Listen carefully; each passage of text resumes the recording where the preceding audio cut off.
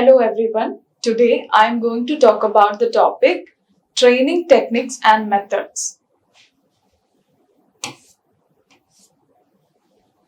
So what is training? Training is the process of improving the knowledge and skill of an employee for doing a particular job.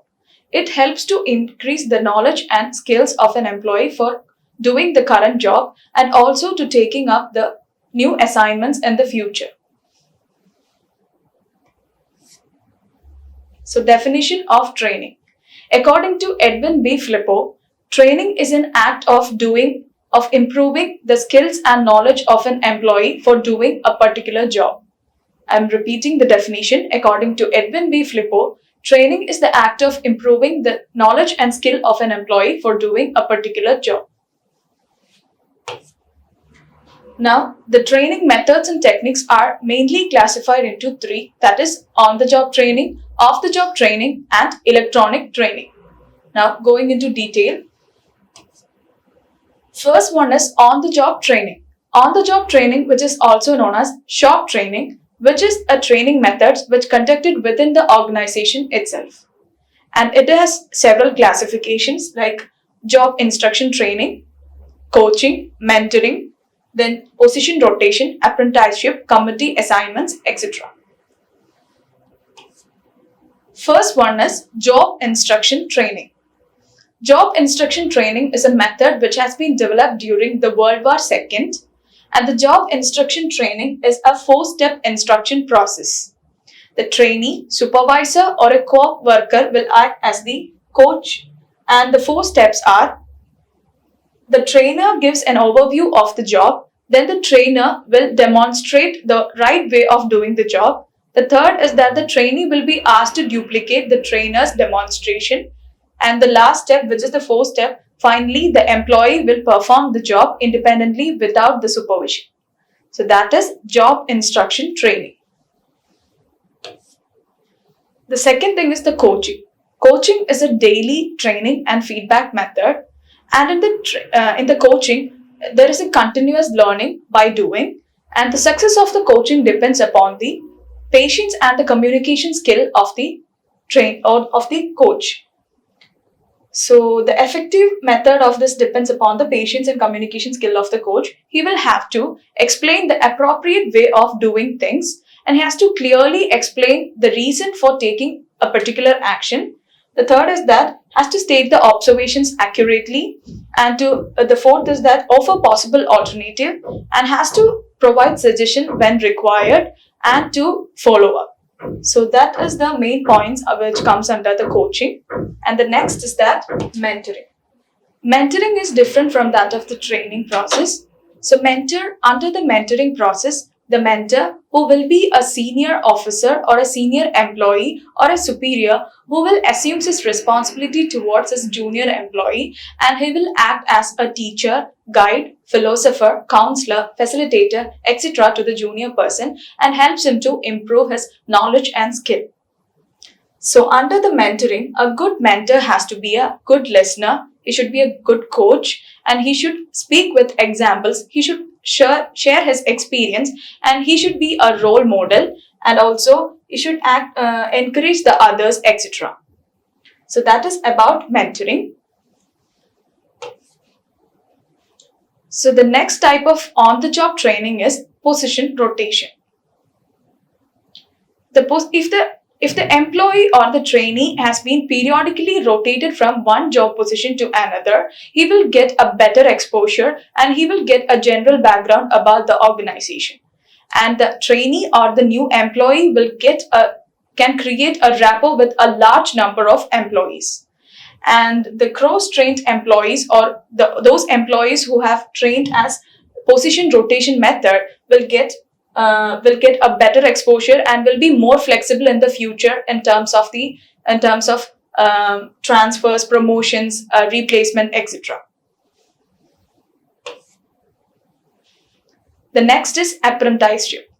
So if an employee or if a person wants to study the trade skill, he will bind himself with the master craftsman to do work under his guidance. So that is apprenticeship. Next is committee assignments. Under the committee assignments, the various committees of his trainees or his new employees have been created, and the new assignments are given to them, and they are required to solve the organization problems. Now coming to the off-the-job training. Off-the-job training is a training method which is conducted outside the organization, and there are various classifications which comes under the off-the-job training method. So first one is vestibule training, then classroom training, then comes the internship training, and then conferences, role playing, and program learning. First is vestibule training.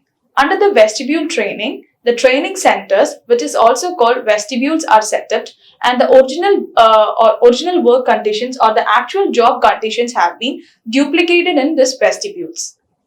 And this method, that is the vestibule training, is very appropriate, is suitable when a large number of employees have to be trained in a very quickly or in a short span of time. If a large number of employees have to be trained quickly, this vestibule training method is appropriate method.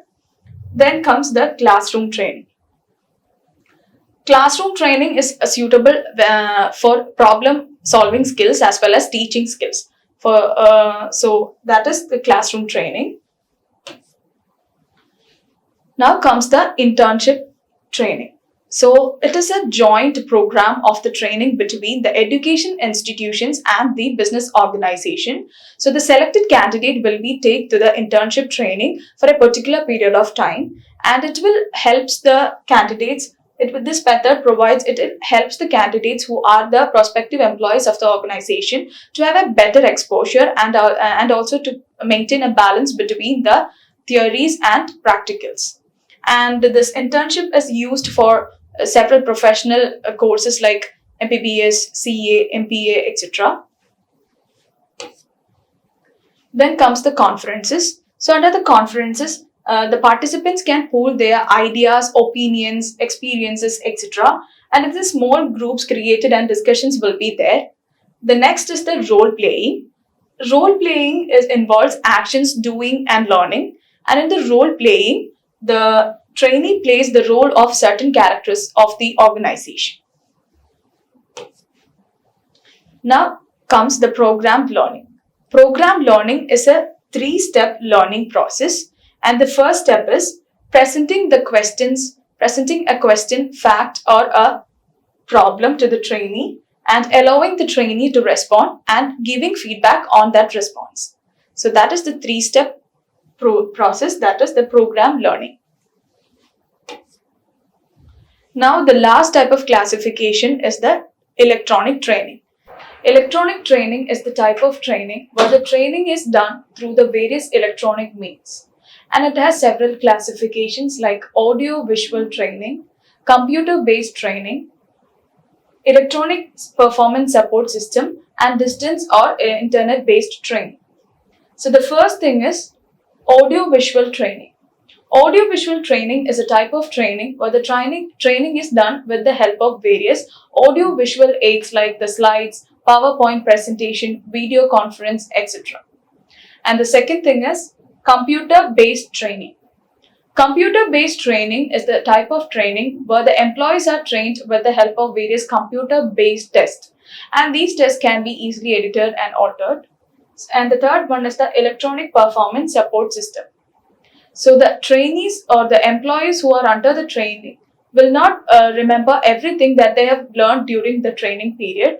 So this system, that is the electronic performance support system, will include all the details regarding the job, of any particular job. Like if you're considering any particular job, and the system includes everything regarding that particular job, like the right way of doing the job, and its manuals, instructions, do's and don'ts, diagrams, etc. So those employees who want to know about the job or those who want to know about the way of doing a particular thing can review the system at the time when they feel that they require.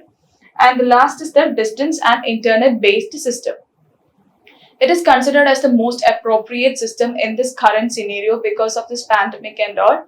So in this system, in the distance and internet-based system, The trainer will be on one place and the trainee will be on other place, and they will be connected through the internet, and the knowledge, skills, etc. will be transferred through the internet, and that is the distance and internet based system. Okay, now I'm going to winding up my session. Thank you.